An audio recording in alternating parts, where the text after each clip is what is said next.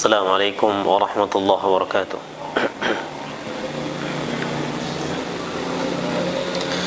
Innal hamdalillah nahmaduhu wa nasta'inuhu wa nastaghfiruh wa natubu ilayh wa na'udzu billahi min shururi anfusina wa sayyiati a'malina may yahdihillahu fala mudilla lahu wa may yudlil fala hadiya lahu. Asyhadu an la ilaha illallah wahdahu la syarika lahu wa asyhadu anna Muhammadan abduhu wa rasuluhu la nabiyya ba'dah wa sallallahu wa sallama alaihi wa ala alihi wa ashabihi wa man sara ala nahjihi ila yaumil qiyamati amma ba'd. Ikhwani wa akhwati rahimani Allah wa yakum. Kita lanjutkan rasa syukur kita kepada Allah Subhanahu wa taala atas limpahan nikmatnya kepada kita semua, dan bersalawat kepada Nabi kita Muhammad sallallahu alaihi wasallam, kepada keluarga beliau, para sahabat beliau, dan orang-orang yang mengikuti jalan hidup beliau sampai hari kiamat kelak. Ikhwani wa akhwati rahimani Allah wa yakum. Dalam kesempatan yang berbahagia ini kita lanjutkan kembali pembacaan kita dari kitab Umdatul Ahkam yang ditulis oleh Al-Imam Abdul Ghani Al-Maqdisi rahimahullah rahmatan wasi'ah, melanjutkan hadis-hadis yang disebutkan oleh Al-Imam dalam bab dukhulil khala'i wal istitabah, bab tentang adab-adab masuk ke WC dan juga bersuci. Dalam kesempatan kali ini kita masuk hadis yang ke-12 ya, dalam bab ini, yaitu hadis Abu Ayyub Al-Ansari radhiyallahu anhu. Qala al-muallif rahimahullah, an Abi Ayyub Al-Ansari radhiyallahu anhu qala qala Rasulullah sallallahu alaihi wasallam, idza ataitumul ghaid fala tastaqbilul qiblata bighaitin wala bawlin wala tastadbiruha walakin syarriqu aw gharribu. Qala Abu Ayyub, faqadimna asy-Syama fawajadna marahid qad buniyat nahwa al-Ka'bah فننحرف عنها ونستغفر الله عز وجل.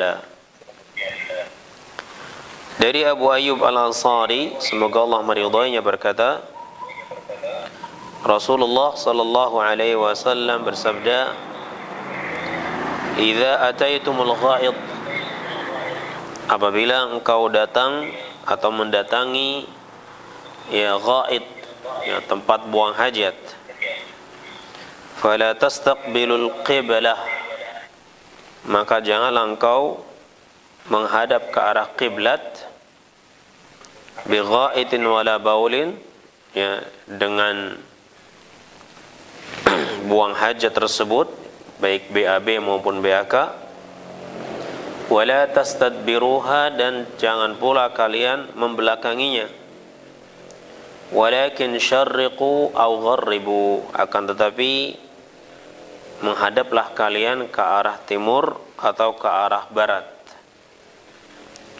Abu Ayyub Al-Ansari radhiyallahu anhu, beliau mengatakan, faqadimna Syam, ya, kami datang ke negeri Syam dan kami mendapati marahid, ya, tempat-tempat ya kamar mandi, ya kami mendapati kamar mandi di sana itu qad buniyat nahwal Ka'bah. Tempat kamar mandi di sini maksudnya yakni WC, ya, tempat buang hajat juga.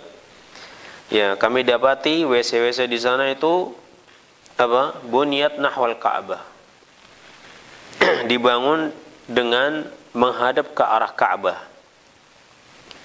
Fananharif anha, maka kami pun apa? Nanharif, ya miring, ya, sehingga tidak ke arah Ka'bah, ya, tapi dimiringkan sedikit.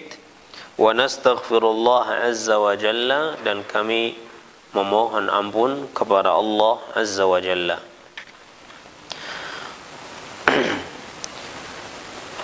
Gharibul hadis, ya, kalimat atau kata-kata yang gharib dalam hadis ini, al-ghaid, idza ataitumul ghaid, idza ataitum yani idza ji'tum, apabila kalian datang, maksudnya ya, idza ji'tum, idza ataitum, apabila kalian datang, sama dengan maknanya idza ji'tum.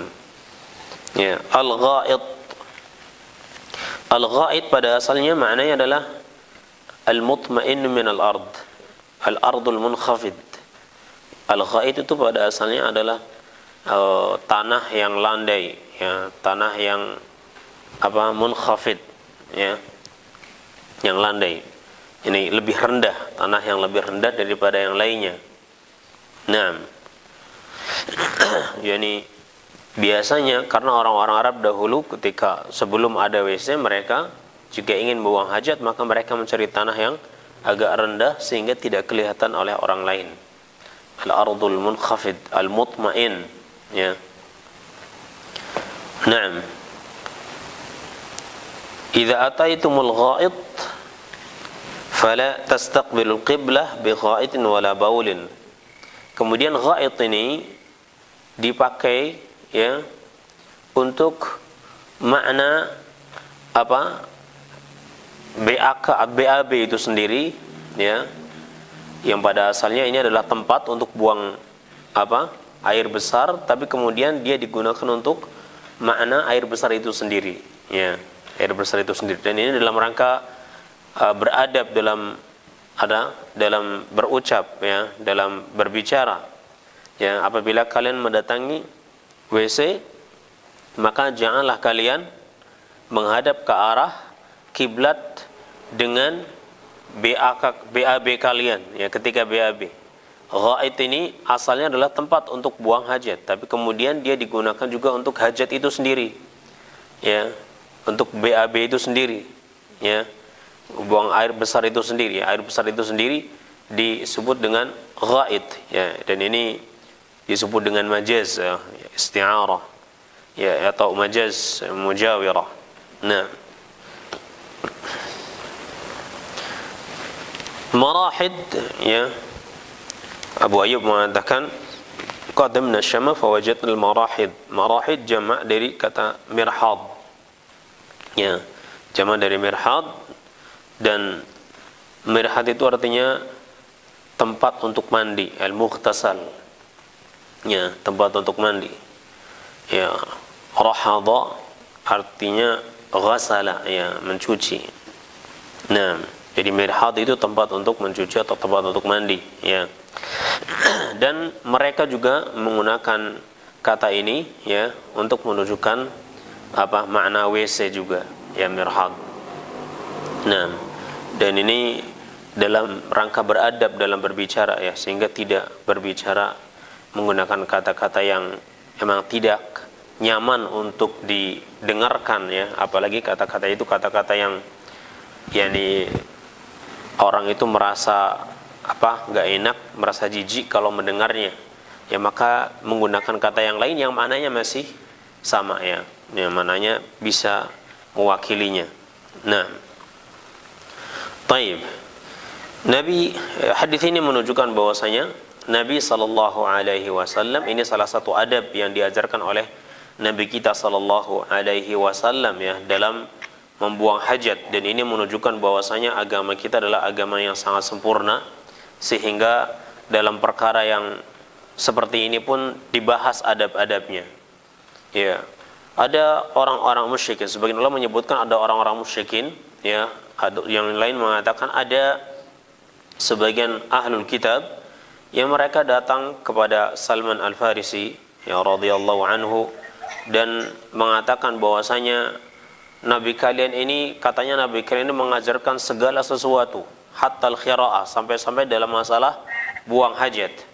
Ya, maksudnya mereka ini ingin mengolok-olok, ya, ingin mengolok-olok agama Islam, ingin mengolok-olok Nabi dengan mengatakan masalah ini aja kok dibahas, ya.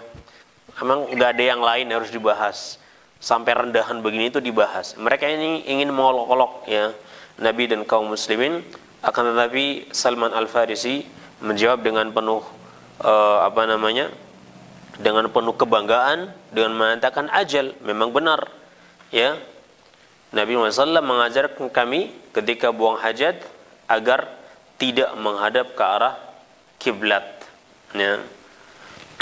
Dan ini merupakan bentuk kesempurnaan agama ini, dan ini bukan kekurangan, bahkan ini merupakan kesempurnaan agama ini, sehingga dalam perkara-perkara yang dianggap remeh oleh manusia, ya, agama ini itu juga mengaturnya, dan ini dalam rangka memberikan yang terbaik tentunya untuk umat ini, ya. Bagaimana masalah yang sepele ini, ya, seorang muslim tetap bisa meraih pahala, ya.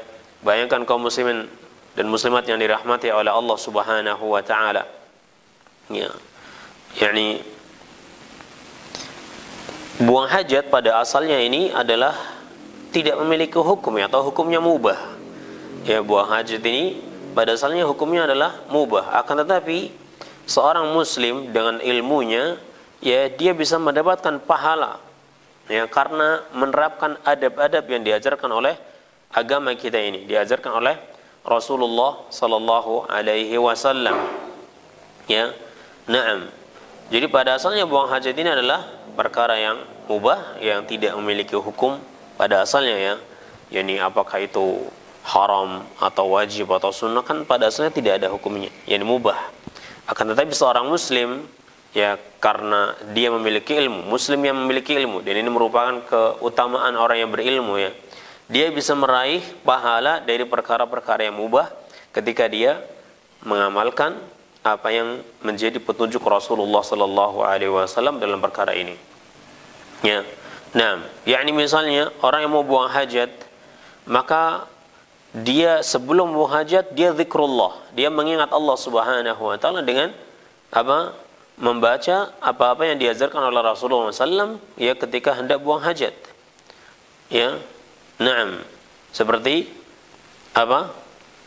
membaca Allahumma inni a'udzubika minal khubuthi wal khaba'ith, dan ini zikrullah, ya. Dan ini menunjukkan bahwasanya setiap hamba atau seorang muslim ini dianjurkan untuk senantiasa zikrullah, senantiasa mengingat Allah Subhanahu wa taala, bahkan dalam perkara-perkara yang yakni dianggap rendah oleh manusia, ya, dia dianjurkan untuk zikrullah, ya, pada saat itu, ya, atau sebelum dia melakukan buang hajat tadi, ya, karena seorang muslim hendaknya senantiasa teringat dengan Allah Subhanahu wa taala dalam setiap keadaannya, ya.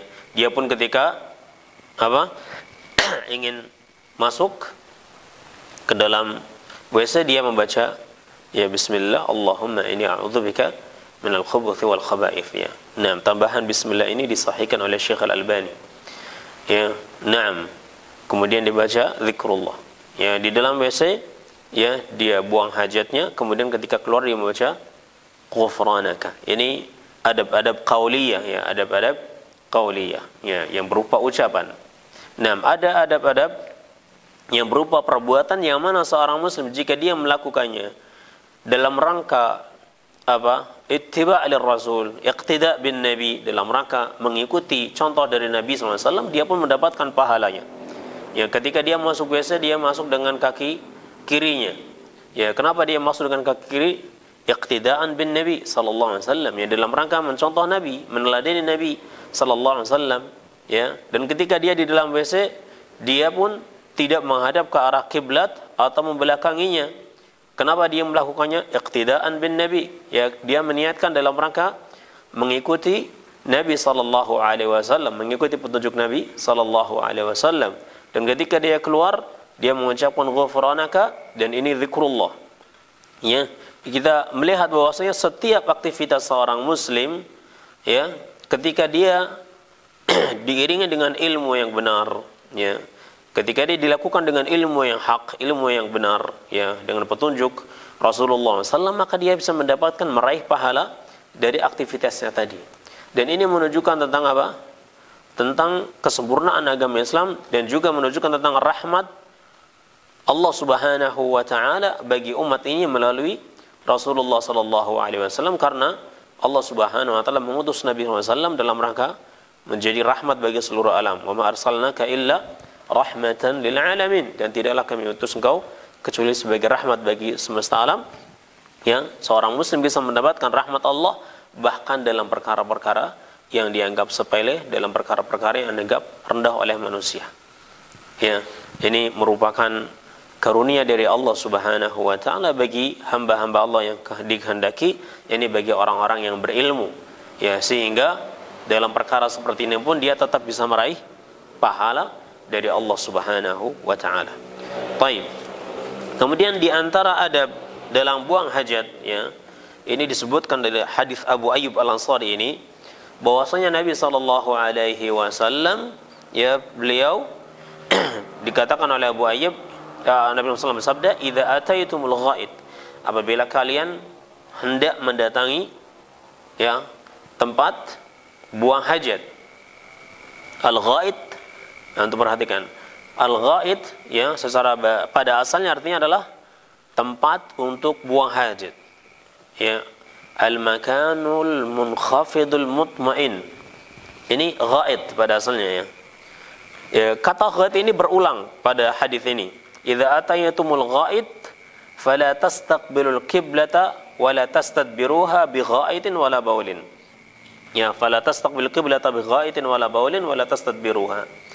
Naam, ya, lafaz tambahan ini, ya, dalam Sahih Muslim, maka janganlah kalian melihat, maka janganlah kalian menghadap ke arah kiblat. Naam, ketika buang hajat. Bi ghaidin, ya, ketika dia buang hajat. Ya. Kata ghaid yang kedua itu artinya hajat itu sendiri. Ya. Hajat itu sendiri, ya. Ini makna atau disebutkan dengan kata ghaid juga. Ya, padahal pada asalnya ghaid itu adalah tempat untuk buang hajat. Ya, tapi kemudian ini dipakai juga untuk apa? Dipakai juga untuk menunjukkan makna apa? Hajat itu sendiri. Yani apa? Air besar itu sendiri. Ya. Dan kata air besar itu juga sudah apa namanya? Sudah sopan, ya. Air besar itu sudah sopan. Ya.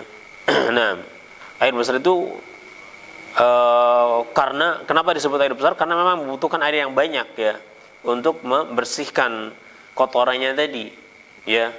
Nah, kalau kotoran itu sendiri disebut apa? Tinja, ya.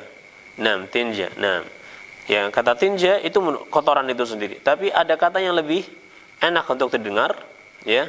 Nah, tidak merasa jijik kalau mengucapkannya, yaitu seperti air besar, ya, air besar, BAK, ya, BAB, air besar, ya, air kecil, BAK, ya. Ini kata-kata yang jauh lebih baik, ya, untuk diucapkan, dan maknanya masih bisa, yakni menunjukkan kepada maksud, ya, yang dituju, yang diinginkan.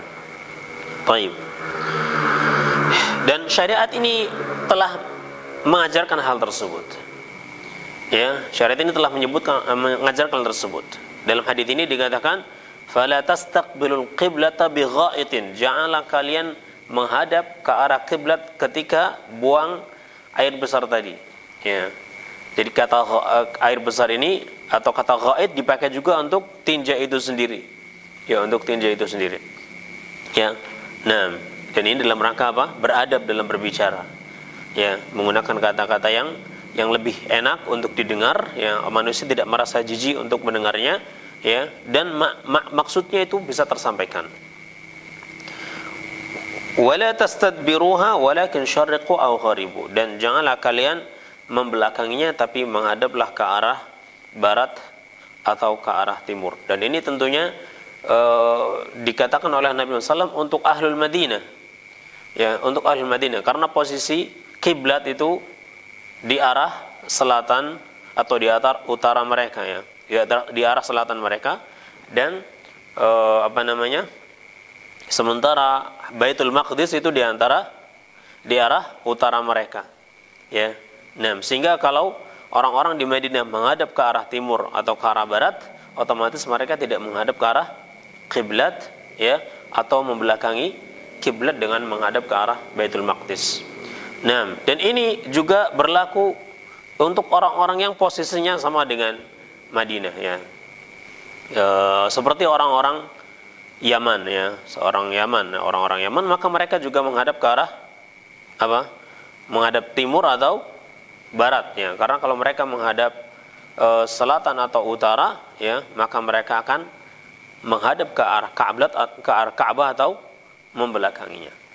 Adapun orang-orang yang posisinya berbeda ya, seperti kita di Indonesia misalnya ya, kiblat kita arahnya adalah barat ya, kiblat kita arahnya di barat, maka kita tidak menghadap ke arah barat dan tidak pula menghadap ke arah timur, tapi menghadapnya ke arah utara atau selatan. Nah, karena ya dengan menghadap ke arah utara atau selatan berarti kita telah apa? Tidak membelakangi Ka'bah atau tidak menghadap ke arah Ka'bah ketika buang hajat ya. Dan hendaknya setiap muslim ini memperhatikan masalah ini ketika dia membangun WC, membuat WC-nya, maka dia berusaha untuk apa? Ketika dia membangun WC-nya itu tidak menghadap ke arah kiblat atau membelakangi kiblat ya. Nah, dalam rangka mengikuti petunjuk Rasulullah sallallahu alaihi wasallam. Baik. Pada asalnya larangan ini ya, al-aslu fin nahyi lit-tahrim ya. Pada asalnya larangan ini ya itu menunjukkan haramnya perbuatan yang dilarang tersebut untuk dilakukan karena Nabi melarangnya ya. Fala tastaqbilul qiblah bighaitin wala baulin wala tastadbiruha. Ini kan larangan ya, dan pada asalnya larangan itu hukumnya adalah haram untuk dilakukan. Hanya saja ada hadis-hadis yang lain ya yang menunjukkan bahwa yang memalingkan larangan ini dari haram kepada makna yang lain.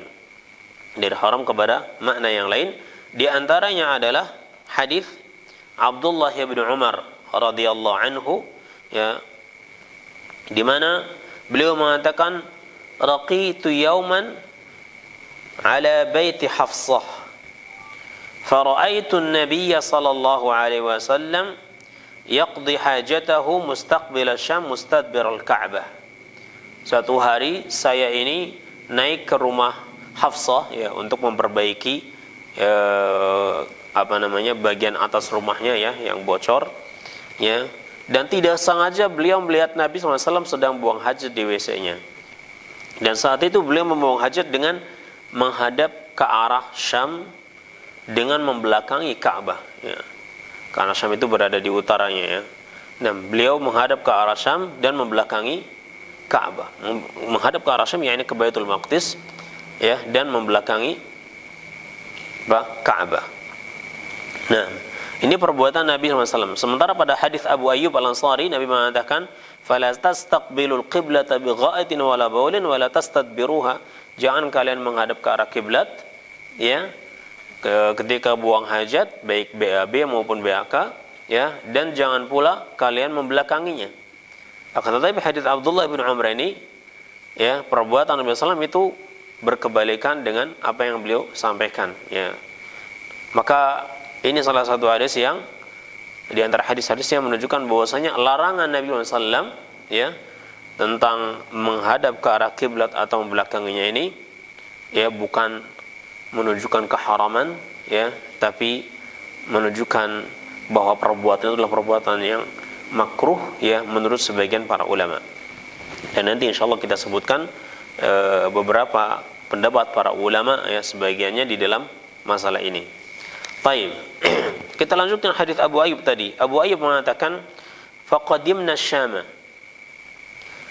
Kami suatu hari kami pernah datang ke Syam, fawajadna marahid qad buniyat nahwal Ka'bah, dan ternyata kami dapatkan WC-WC di sana itu dibangun menghadap ke arah Ka'bah.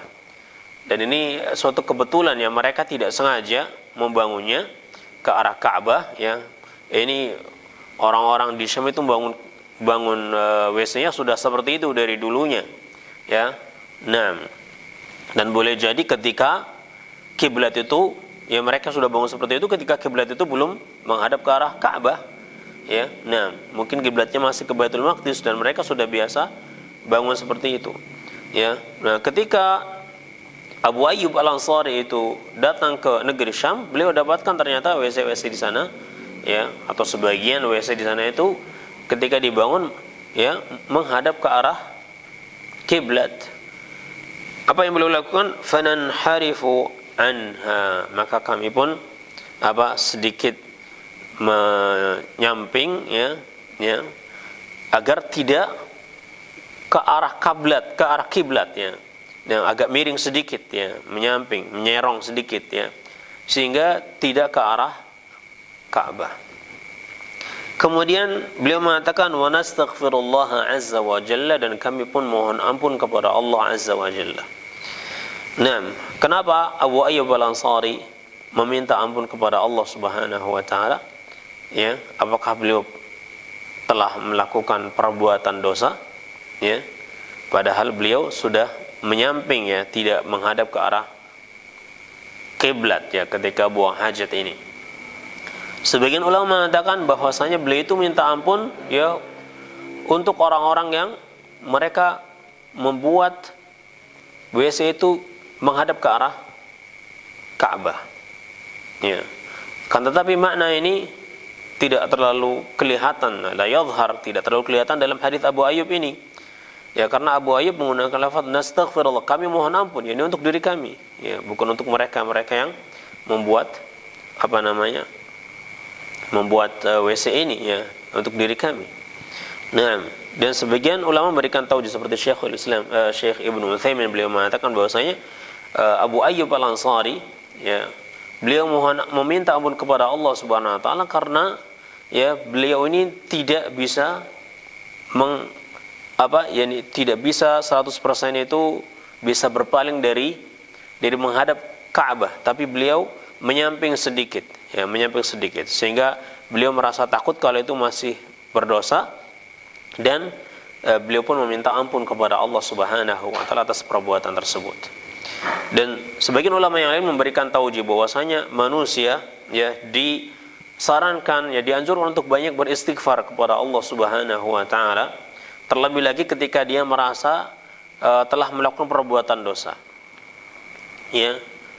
Nah, dan walaupun dia seorang muslim tidak merasa melakukan perbuatan dosa, ya, saat itu, ya, maka tetap saja dia dianjurkan untuk banyak beristighfar, ya, memohon ampun kepada Allah Subhanahu wa taala kalau terjadi ada perbuatan-perbuatan yang dilakukan tanpa sengaja, ya, tanpa dia sadari, termasuk perbuatan yang menyelisihi syariat atau perbuatan dosa, sehingga dia itu dianjurkan untuk banyak beristighfar, ya. Dan orang yang banyak beristighfar ini merupakan taufik dari Allah Subhanahu wa taala. Banyaknya orang beristighfar. Ada seorang muslim misalnya, dia banyak mengingat Allah, banyak beristighfar, itu merupakan taufik dari Allah Subhanahu wa taala. Karena orang-orang yang dimudahkan lisannya untuk beristighfar, mohon ampun kepada Allah Subhanahu wa taala, dia akan menjadi orang-orang yang beruntung nanti di yaumul qiyamah. Tuba liman wajada fi sahifatihi istighfaran katsiran, ya, berbahagialah orang-orang yang dia nanti mendapatkan di catatan amalnya itu banyak istighfar, ya. Dan kita sebagai makhluk yang banyak memiliki kekurangan, ya, hamba yang banyak memiliki kekurangan, pasti, ya, baik kita sadari maupun tidak kita sadari, kita telah banyak berbuat kesalahan, ya, karena kejahilan kita mungkin, ya, mungkin saja, dan itu sangat banyak, ya, atau juga karena hawa nafsu, ya, yang ada pada kita, sehingga sangat dianjurkan kita ini banyak beristighfar kepada Allah Subhanahu wa taala, terutama lagi ketika kita merasa melakukan kesalahan, ya, terutama lagi ketika kita merasa telah melakukan kesalahan, maka sangat-sangat dianjurkan agar kita itu beristighfar, memohon ampun kepada Allah Subhanahu wa taala. Nah, Abu Ayyub Al-Ansari radhiyallahu anhu, beliau termasuk yang berpendapat bahwasanya haram hukumnya menghadap ke arah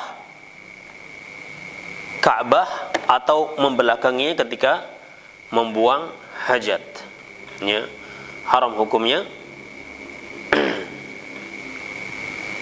menghadap ke arah Ka'bah, ke arah kiblat, ya, ketika dia buang hajat secara mutlak, Maksud secara mutlak yakni baik dia melakukan buang hajatnya ini di dalam bangunan khusus, yakni di dalam WC, maupun di tempat yang terbuka, ya, maupun di tempat yang terbuka. Tempat terbuka artinya yakni di khala, ya, yang kemarin kita sebutnya di padang pasir misalnya, ya, yang tentunya dia buang hajatnya di situ itu tanpa dilihat oleh manusia, ya. Bukan berarti di tempat terbuka seperti sekarang ini orang-orang itu buang hajatnya di jalan-jalan, ya, di jalan-jalan raya, ya, tanpa ada rasa malu sedikit pun, bukan seperti itu. Maksudnya di tempat terbuka, yakni di tempat di mana dia itu biasa buang hajat, ya, bukan di bangunan, ya, tapi tetap terlindung dari pandangan manusia, terlindung dari pandangan manusia. Nah, ini pendapat Abu Ayyub Al-Ansari radhiyallahu anhu dan juga Mujahid dari kalangan tabi'in, Ibrahim An-Nakha'i, Sufyan Ats-Tsauri, ya, Abu Tsaur, ya, dalam salah satu riwayat dari pendapat Imam Ahmad, ya, dan mereka berdalil dengan keumuman hadis Abu Ayyub ini, ya, karena Abu Ayyub beristighfar ketika beliau melakukan bahkan beliau tidak melakukan buang hajat dengan menghadap ke arah Ka'bah, ya, dengan pas, karena beliau itu agak menyerong, ya. Walaupun demikian beliau beristighfar karena beliau merasa takut kalau ini termasuk perbuatan yang salah, ya, masih ada dosa di dalamnya. Ya, ini menunjukkan bahwasanya Abu Ayyub Al-Ansari ini berpandangan bahwasanya buang hajat dengan menghadap ke arah Ka'bah, baik itu di dalam bangunan maupun di luar bangunan, itu tetap hukumnya yaitu haram. Nah, ada yang berpendapat bahwasanya dalam rangka menggabungkan antara hadis Abu Ayyub dan hadis Abdullah bin Umar, ya, mereka berpendapat bahwasanya kalau dilakukan di luar bangunan, ya, maka hukumnya haram. Kalau dilakukan di luar bangunan maka hukumnya haram. Tapi kalau dilakukan di dalam bangunan maka hukumnya makruh, ya, hukumnya makruh. Kalau dilakukan di dalam bangunan hukumnya makruh berdasarkan hadis Abdullah bin Umar, ya, radhiyallahu anhu. Ya, tapi kalau di luar bangunan hukumnya haram berdasarkan hadis Abu Ayyub Al-Ansari, karena asal daripada al-ghaid ini apa? Ya, tempat buang hajat yang di luar. Ya. Al-ghaid pada asalnya adalah al-makan atau al-ardul munkhafid al-mutmain.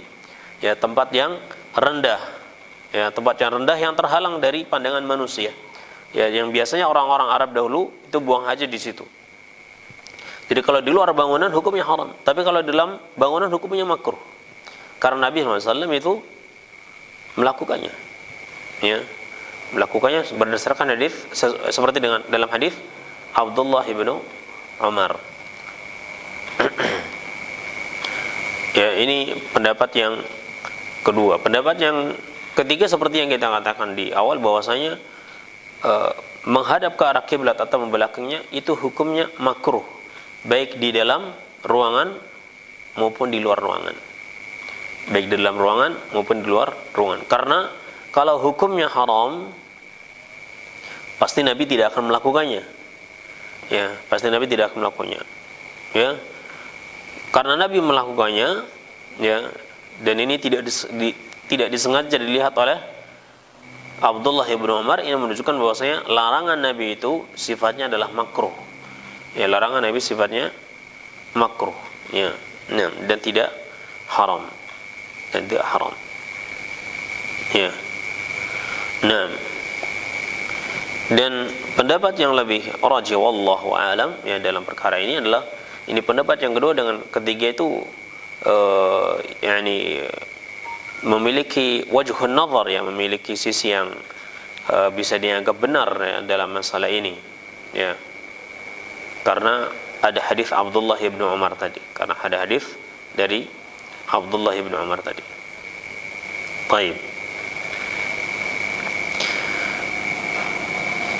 Kaum muslimin dan muslimat yang dirahmati oleh Allah Subhanahu wa taala, ala kulli hal, ya karena ini berbicara masalah hukum tadi kalau terjadi ya, tapi tentunya apa yang lebih utama tentunya adalah dengan menghindari ya perbuatan seperti ini, ya tidak menghadap ke arah kiblat maupun belakangnya ketika buang hajat, karena ini merupakan petunjuk dari Rasulullah sallallahu alaihi wasallam. Tapi kalau misalnya ya terpaksanya atau dia tidak sengaja ya, dia baru tahu tentunya, misalnya dia baru tahu bahwa itu ternyata menghadap ke arah Ka'bah atau kiblat, maka pada asalnya ini hukumnya tidak haram ya. Apalagi kalau tidak tahu ya, kalau dia tidak tahu tentunya hukumnya lain lagi. Kalaupun misalnya dia tahu ya bahwa itu menghadap ke arah atau membelakangi Ka'bah ya, membelakangi kiblat, tapi itu dalam bangunan,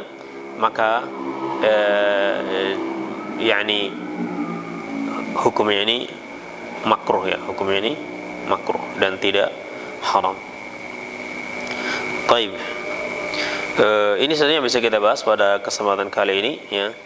Di antara faedah yang bisa kita ambil sebelum kita tutup ya, yang pertama yakni larangan ya seseorang menghadap ke arah Ka'bah atau membelakanginya ketika membuang hajat, dan ini dalam rangka mengagungkan kemuliaan Ka'bah ya, dalam rangka mengagungkan kemuliaan Ka'bah sebagai kiblatnya kita dalam melaksanakan salat ya, sehingga dalam rangka mengagungkannya, memuliakannya ya, kita dilarang ya dengan larangan yang tadi para ulama berbeda pendapat di dalamnya. Ada yang mengatakan larangan ini sifatnya haram, ada yang mengatakan sifatnya makruh ya, ya larangan untuk menghadap ke arah Ka'bah atau membelakanginya.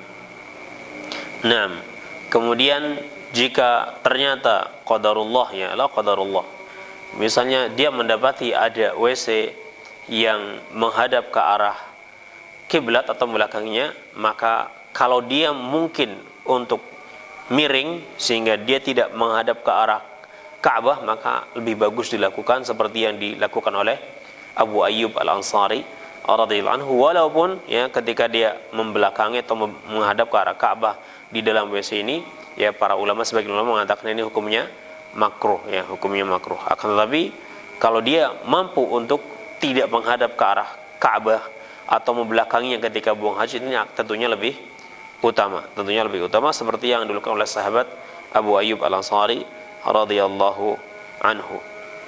Nah, kemudian ini menunjukkan, hadis-hadis ini juga menunjukkan tentang betapa sayangnya Nabi kita sallallahu alaihi wasallam ya, sehingga dalam perkara seperti ini Nabi tetap mengajarkan adab-adab yang baik untuk kita ya, dan ketika seorang muslim ya dia menerapkan adab-adab ini, maka dia bisa mendapatkan pahala dari Allah Subhanahu wa taala.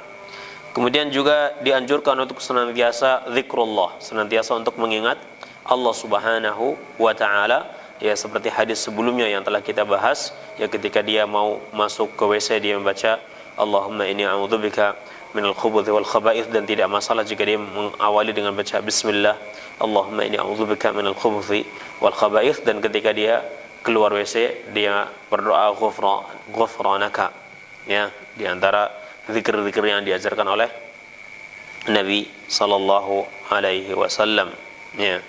Dan juga tidak masalah dia membaca alhamdulillahilladzi adhaba 'anil adza wa 'afani ya, karena ini termasuk zikir secara umum ya, ini termasuk zikir secara umum. Nah, kemudian juga hendaknya setiap muslim, seorang muslim ketika dia membuang hajatnya ya, hendak membuang hajat, dia mengingat adab-adab ini agar dia bisa mendapatkan pahala ya, dalam ya pahala ketika dia iqtida, pahalanya karena dia itu iqtida ya, pahalanya karena dia itu melakukannya dalam rangka meneladani Nabi sallallahu alaihi wasallam. Tapi kalau tidak ada niat, maka dia tidak mendapatkan pahala ya. Ini kalau dia masuk WC, memang WC-nya dikondisikan supaya tidak menghadap ke arah kiblat atau membelakanginya, dan dia masuk dia buang hajat seperti biasanya dan tidak ada niat di dalam hatinya untuk meneladani Nabi dalam perkara tersebut, maka dia tidak mendapatkan pahala. Ya, tidak pula mendapatkan dosa, tidak mendapatkan pahala, tidak pula mendapatkan dosa, karena pada asalnya dia melakukan sesuatu yang mubah. Ya, pada asalnya dia melakukan sesuatu yang mubah, tapi ketika dia mengiringinya dengan niat dalam rangka iqtida, dalam rangka meneladani Nabi SAW ketika melakukannya, maka di saat itulah dia akan mendapatkan pahala di sisi Allah Subhanahu wa taala. Nah, ini saja yang bisa kita bahas. Wallahu a'lam bishawab. Wa sallallahu ala nabiyyina Muhammadin wa ala alihi wa sahbihi ajma'in. Subhanakallahumma wa bihamdik asyhadu an la ilaha illa anta astaghfiruka wa atubu ilaik. Assalamualaikum warahmatullahi wabarakatuh.